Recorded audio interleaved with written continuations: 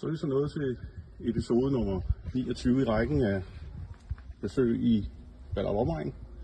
Og dagen i dag er Ballerup Bymuseum, Pederstrup, Flade Veje og gårdspladsen er næsten fejret og klar til at have besøg af os fra tjenesten af dødssyge besøg af Henk von Donkedonk. Og vi er så kommet indenfor i varmen og kan nu beskue alle de ting, som der ligger på display her i Bymuseet.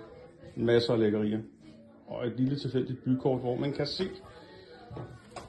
Hedemavleparken og ikke desto mindre Hedegaardskolen, som vi kommer tilbage til lige om lidt. Her har man så helt tilbage fra Svenskerkrigen 1654, som også senere bliver stormen på København. Der er Stormbroen med mere. Landboreformen. Det kommer vi tilbage til. Det kan jeg ikke huske. Flere spændende ting. Blandt andet Sulz cigarforretning på Sankt Jakobsvej her. Og Ballerup Omegns Brugsforening fra 1915 er deroppe.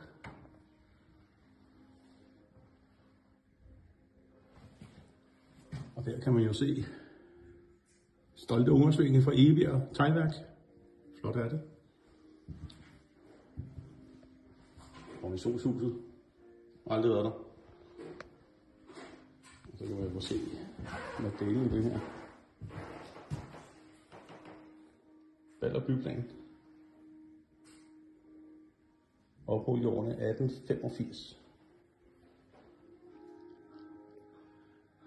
Man er vel altid lidt af en tognørd, og kan jeg se her det gode gamle S-tog, som kom til Ballerup og Skovlund i 1949.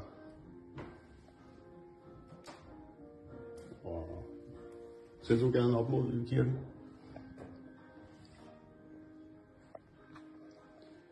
Så har vi Ellegaardskolen, som husker den senere Ballerup Gymnasium.